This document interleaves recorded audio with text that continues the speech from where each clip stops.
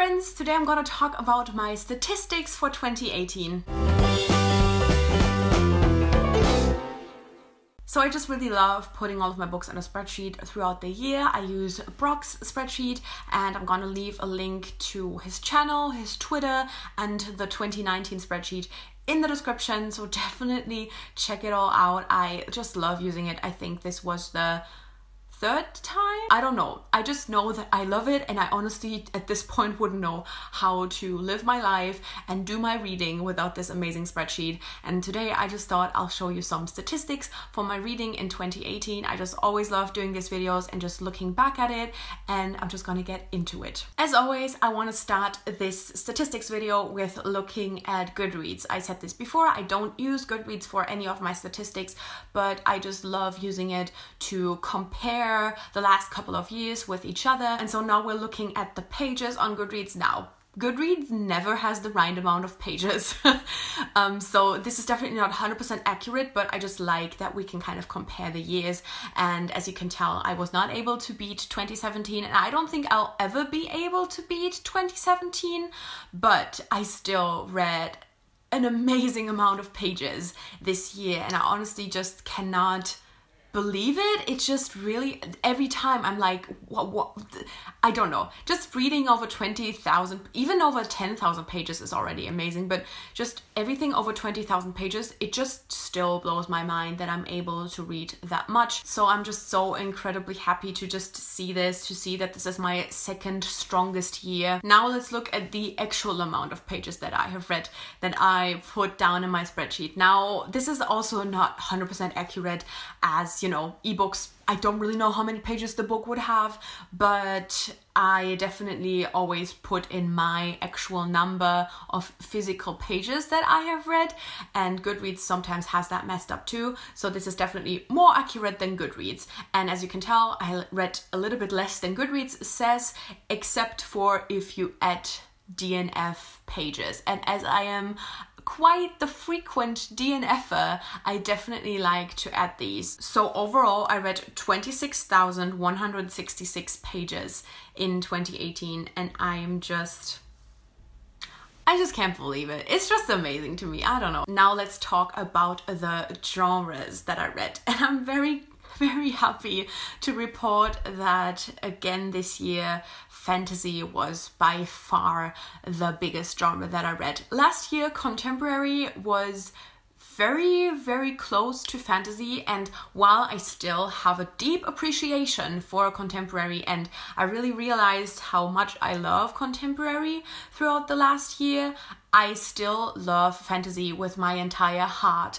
And I know this is pretentious, but I just really feel so happy to see that fantasy is like almost half of what I read this year. It just makes me feel more like me again. And then, you know, contemporary, it feels like this I feel like is my lifetime reading as well. Like half fantasy, and then it's a quarter contemporary, and then the other quarter, not quite the quarter, but you know what I mean. It's almost half of fantasy, almost quarter of contemporary, and then all the other genres are just another quarter. In comparison to that, I always like to look at the pages I read the most of in the genres, and it always makes sense that fantasy is also the biggest category, because fantasy books tend to have quite a lot of pages, and here you can see that it's actually, you know, more than half of what I read was pages of fantasy. And then here you can also clearly see that there are certain genres that I really only read as audiobooks, like thrillers and nonfiction and memoirs. They don't even show up in the pages because these are things that I exclusively listen to. So I really just love always comparing these, and other than that, it's like, it just makes a lot of sense comparing these, but I just always love looking at how much I listen to certain genres and just don't read them physically at all. And then age group, it's always kind of the same anyway. I read mostly YA, and then there is like not even a fifth is adult.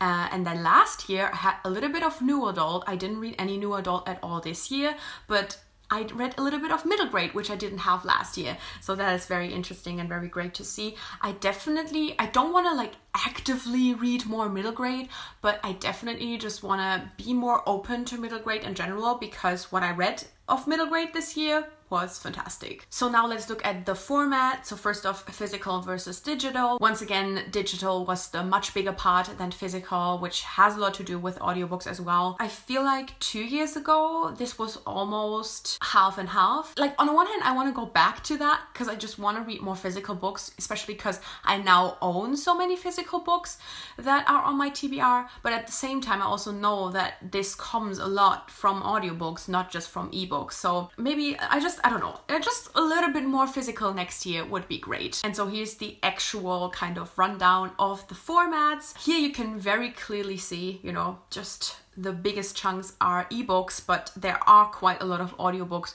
who make up for the digital part as well. And then I read a little bit more hardcover than paperback, which makes a lot of sense to me too. I'm actually someone who really enjoys reading hardcovers, which I know is kind of an unpopular opinion, but yeah, this is kind of very representative, I feel like, of this year and my general reading at the moment as well. Let's look at the rundown of books that I read every month. This is another one of my favorite stats to look at every year.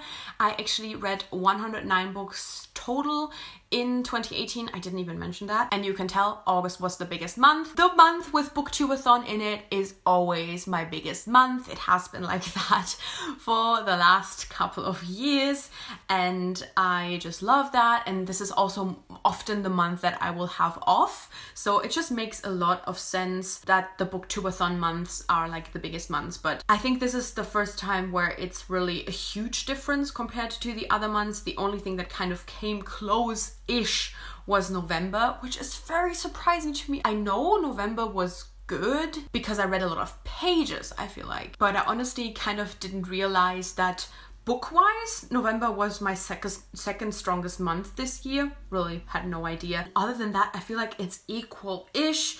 You can kind of see September and February are the lowest months, but it feels very equal and just balanced. I really like that. And this is another one where I really like to compare. Here we can see the pages in every month. April was actually the strongest month pages wise, and then August was the second strongest month, which still makes a lot of sense because it's where I read the most books as well. And then very clearly March and July are my lowest months when it comes to pages. Guess what? I spent a lot of March and basically all of July at my parents' house. How surprising. I just don't read when I'm here. It's so funny to me, honestly, just seeing that represented in these stats. But this is another one where I feel like other than these kind of, you know, the big ones or the small ones, it's very equal and balanced. And I don't know, it just makes me happy because it does make me feel like I have really become someone where reading is a routine. As soon as I'm out of that routine, then it definitely, you know, it stumbles and falls for a bit, but I can pick it back up, and that makes me really happy. And then I always like to look at this statistic, which kind of shows you how many books I read in what kind of page range. The biggest category is always 300 to 399, and the second biggest category is always 400 to 499, because that is just really the amount of pages that I really love. Like, this is the kind of length of a book that I absolutely love.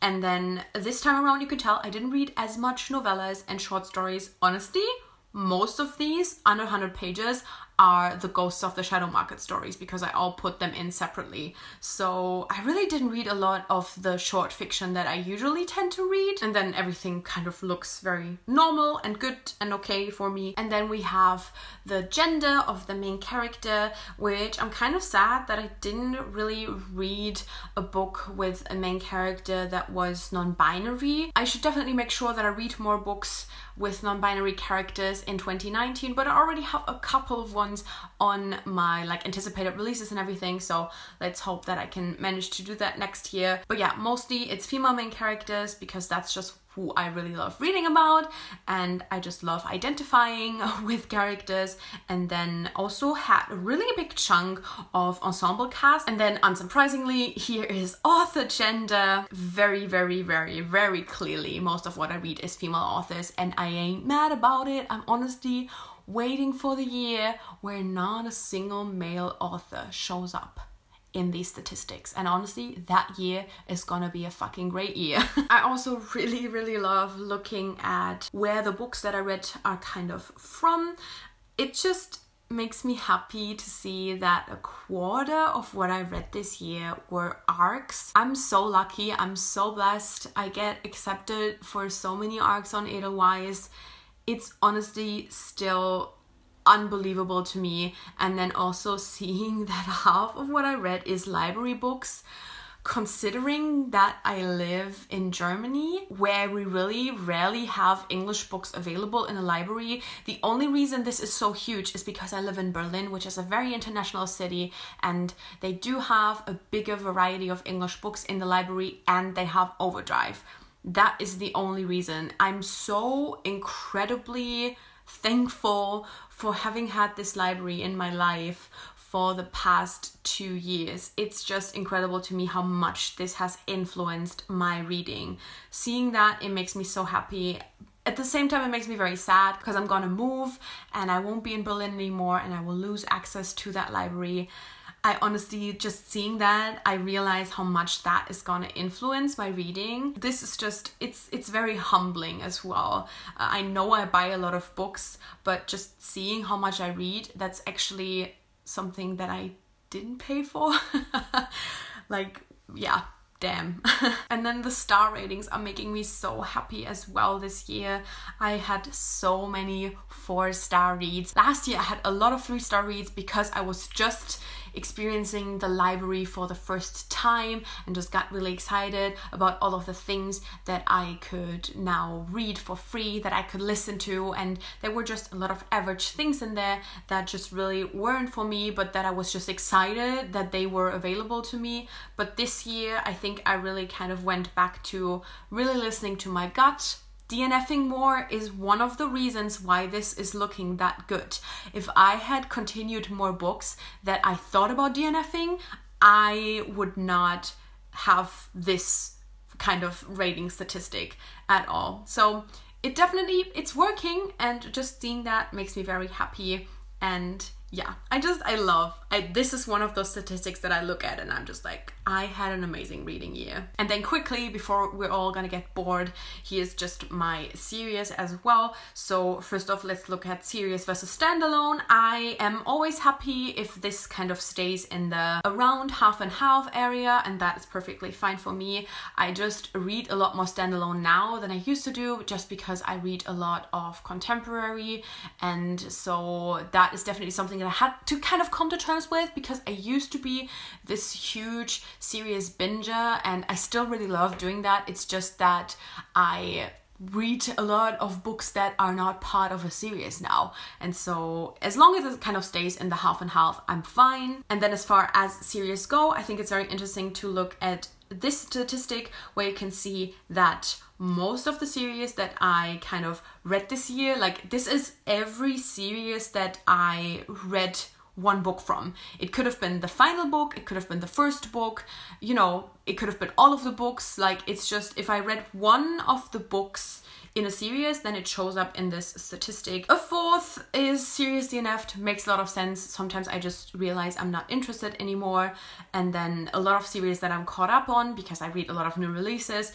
This is another statistic that makes a lot of sense, but also really just confirms me as a reader, where I'm like, okay, I completed a lot of series, I'm caught up with a lot of series, I just DNF'd series I'm not interested in, and then there's just a small chunk of ongoing series that I have to catch up with. I love looking at this. Another one. I keep saying it. I think I'm just kind of being like, haha, look at me, I'm doing so well. But yeah, these are my statistics for this year. I honestly could go into so many more statistics about my TBR, statistics about my acquisitions. These are always really interesting for me to look at, but I don't want this video to be too long, so I'm gonna stop it here. If you're interested in more statistics, let me know in the comments. I could do another video or maybe write something up on the Goodreads kind of year in review, and let me know if you love statistics as well, and if you use Brock's spreadsheet or maybe another one. I want to know all of your nerdy statistic thoughts. And yeah, I make new videos every Wednesday and Sunday with occasional reviews on Friday, so click subscribe to never miss anything and hit the little bell so you get notified as well. And thank you so much for watching. I guess I'll see you soon. Bye!